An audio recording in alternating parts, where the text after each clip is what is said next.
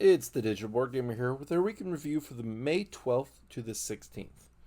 We had 2 full releases, some expansions, and then 4 beta games to look at. On Monday, we had Four Gardens, a resource manager game that has this really cool pagoda, I think is what the name was, and it spins around and you have to collect resources. Came out in 2020, rated 6.9 currently. You see the weight there, 2.28, and voted best with 2. Plays about 42 minutes on BGA, and this one played fine and turn-based. Alright, during your turn, you're going to have 3 actions to do. All the cards are part of a panorama. There are different colors, different numbers of panoramas as well. But basically, you're either going to be using a card for the bottom, which is where you're going to be building it with those are the resources it wants, or you're going to be doing one of the 2 actions. The actions are usually move resources around. It could be like collect a wild, and then there's always going to be one that will collect resources and also spin the tower.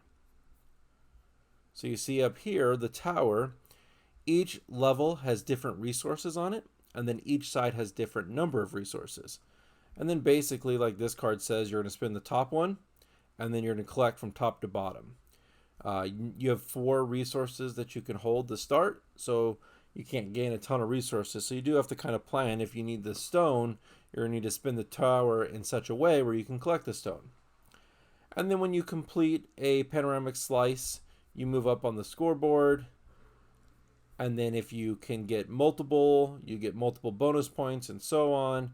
And then if you complete the panorama, you get these bonus tiles down here, 4 points, 4 different resources, and then an extra spot. So overall, this one's an interesting take. I think this is one that definitely I think is better in person. I've yet to play it in person, but I think sitting at this tower would be really cool. Be able to actually spin it, where on BGA it's not as exciting. Then we had the Hanging Gardens, a card open drafting style game where you're going to be building up a garden or hanging garden. This one is 1 to 5 players, so it does have a solo mode, and the solo mode is on BGA.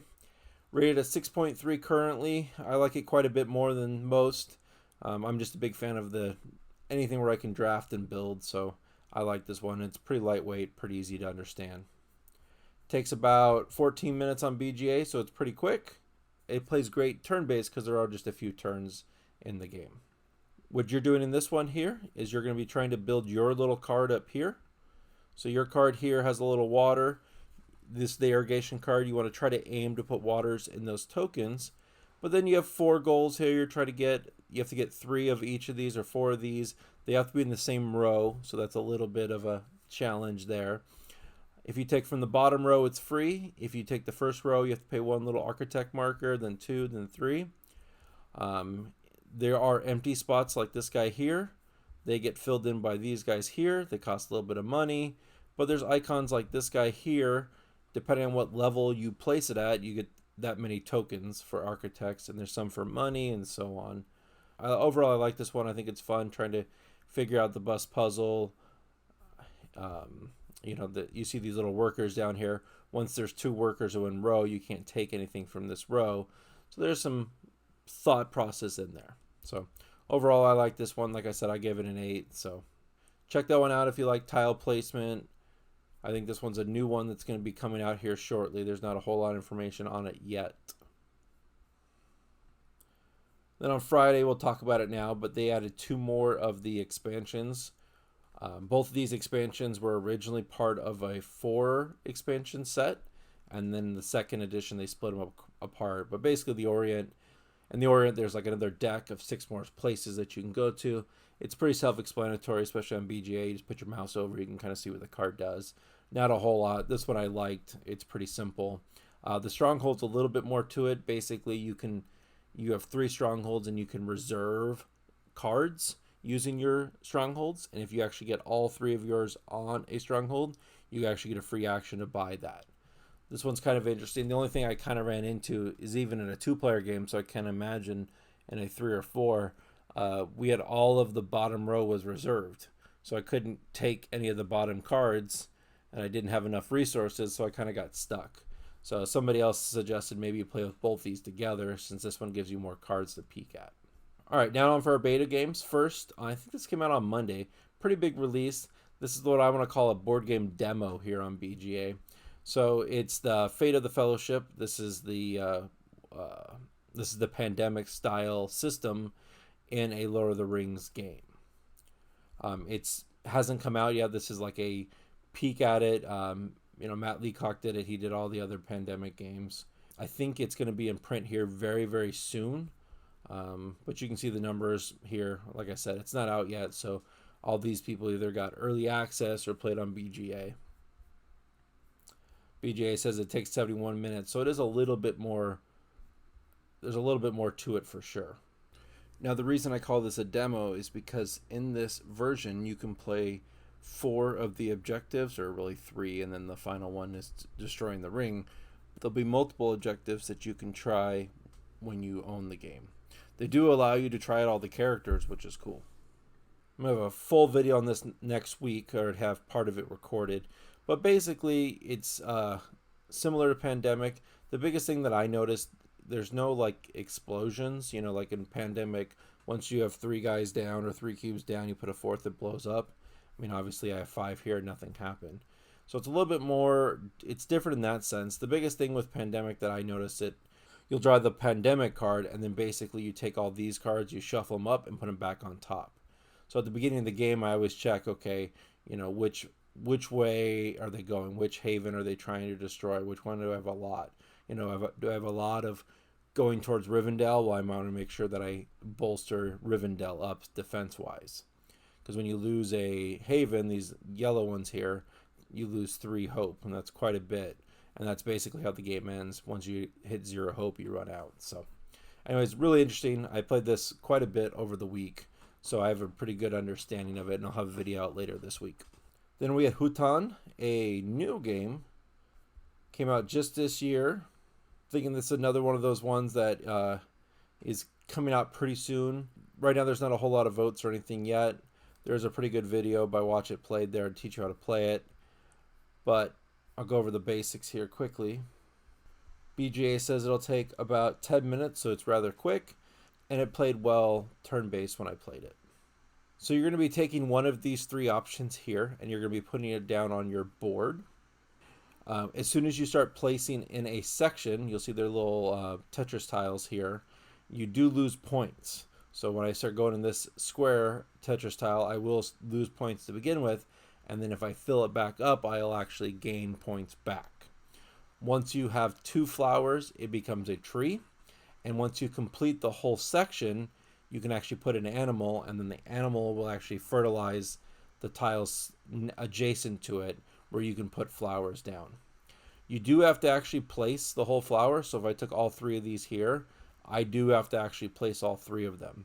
So it became a little bit of a puzzle to try to figure out how to put it and where to put it and so on. Overall, I got one play in to kind of get the gist of it. It was interesting. I did get stuck a few times. I forget what the name of this creature here is, but you can always draft this guy. I think if you're second, you can draft this guy. And that always saved me a few times, because I was like, I can't take this 3 flower tile. I'll open up 3 new sections and go way in the negative. So it is only 9 turns, so it does play rather quick, like I said, and it plays well turn-based. So if you have interest in that, go and check that one out. Then we had Natural Chaos. All 3 of these games came out pretty late Friday. So I played one game of 2 of them over the weekend just to kind of get an idea of it. This one here, there's very little information about. Looks like it might be just like self-published kind of thing. It's a abstract strategy game with elements. The idea behind this is you have 16 tokens, 8 of one kind, 8 of the other, but one person has water and plants, the other one has fire and stone. The key thing to understand is this little symbol here. Plants overtake earth, earth overtakes water, water overtakes fire, and then fire overtakes plants. That's the basic idea behind it. So you're trying to, like I said, get 4 in a row. You have to place in you have to place in the lowest section of the number of tokens that prevents you from just playing 4 in a row. But I actually don't believe you can actually place 4 in a row. You have to win by either moving tokens or switching tokens around, and that comes into play with this, symbol here. So if I was grass, or if if I was plant, I have to move my plant, switch their earth to be able to get a 4 in a row that way. Overall, I wasn't a huge fan of this one. One play was enough. But if you're more into the abstract strategy or you like this element, you might like it a little bit more than I did. And lastly, and probably the heaviest game on our list, Galactic Era. Galactic Era here is rated 7.3 with just a few ratings, so it's not really no. Reminds me a lot of the 4X space style games. It is pretty heavy up. It's pretty heavy in the weight. Pretty long game as well. There is a solo version, and it's on BGA as well. And if I do check this game out, I think I'll check it out that way. But I just did not have the time this weekend to learn it and then get a game in turn-based to get this to play. But, overall it looked pretty much like many of the 4X space games where you're going to be developing, improving technology, expanding, and so on. So if you like that kind of game, they teased years ago that Twilight Imperium was going to come to BGA, that I never heard anything. So this might be the best Nest case, but it definitely looks and screams Twilight Imperium to me, but I don't know enough about it. For my pick of the week, definitely Fate of the Fellowship. This has been quite a bit of fun. There's a solo version. I'm embarrassed at how many times I've tried it. 28 times. Now that's not complete. I didn't complete all 28 of those games, but I've definitely played probably 15 to 20 solo games, and I won probably 4 or 5. So it's not the easiest for sure. There's definitely some learning curve that I'm still trying to pick up. I have some ideas down, and we'll have to see if my playthrough, if I can win or not. So, well, as always, I've been the Digital Board Gamer. Good luck and have fun.